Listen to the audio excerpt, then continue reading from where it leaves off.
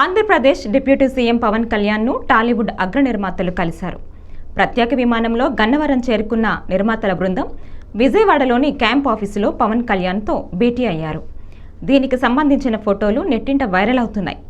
తాను ఎంతగానో ప్రేమించే తెలుగు చిత్ర పరిశ్రమ పెద్దల్ని పవన్ ఆత్మీయంగా తన ఛాంబర్లోకి ఆహ్వానించారు.